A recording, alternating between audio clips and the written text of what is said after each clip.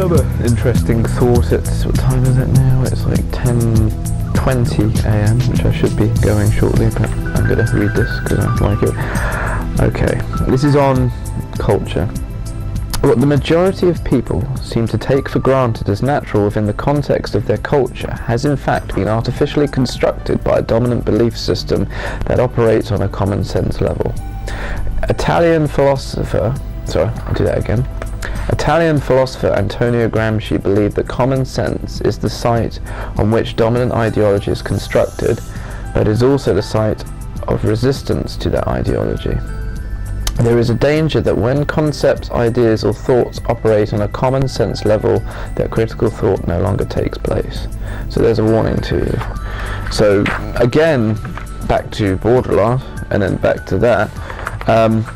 This idea of substituting signs of the real for the real itself, we have to ask ourselves, that what do we, when we look at something, where does our culture fit into that? Where does our cultural filter or view fit into that? Because we all look at the world with a filter that's being provided for us, and that filter is our culture.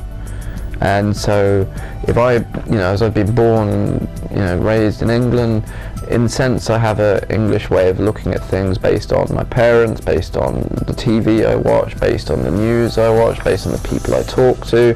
But that is an artificial construct. We're all in a sense repeaters, we're all repeating the reality of that culture because we're all together like that, And it's the same if I was brought up in the Middle East, if I was brought up in Lebanon, or Palestine, I'd have a way of looking at the world based on, again, the people I interact with, the news I watched, experiences I've had, and so certain beliefs start to justify themselves through that point of view, and through that cultural point of view.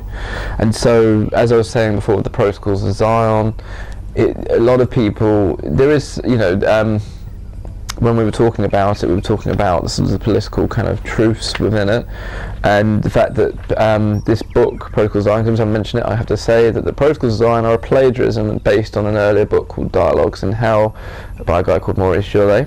And so when people look at the Protocols of Zion, they read this book and they have a reaction to it, they feel there's a certain political truth in it, and also at the same time it implicates Jews as trying to take over the world. Now for certain cultures that's quite a convenient way of looking at things because it fits in with certain belief systems that are already there.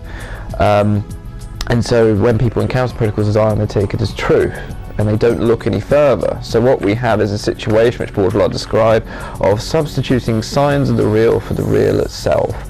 So the signs of the real would be the original text, Dialogues in Hell, and the real itself, which replaces the real. There's lots of reals here, but the second real is the Protocols of Zion.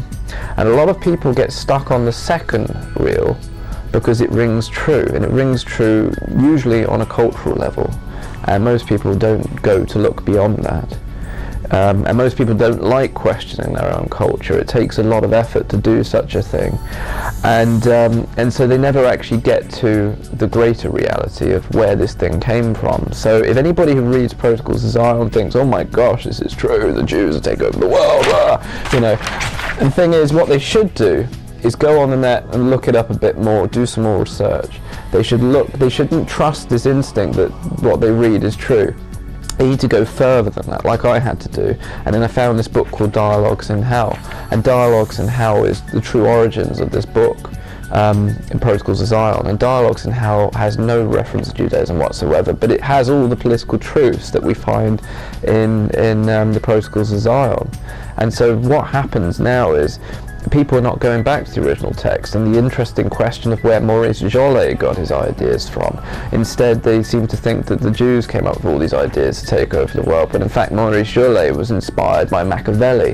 Where did Machiavelli get these ideas from? Because this book is a satirical look at Machiavelli, and it's a criticism of Napoleon III and the way he was ruling France.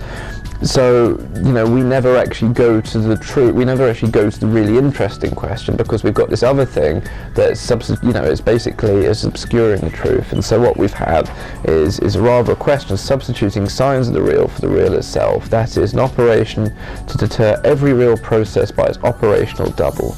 a metastable, programmatic, perfect, descriptive machine which provides all signs of the real and short circuits all its vicissitudes. So basically the protocols design short circuits dialogues and how, and nobody ever goes further than the protocols design when they're looking into the protocol design, and that's why.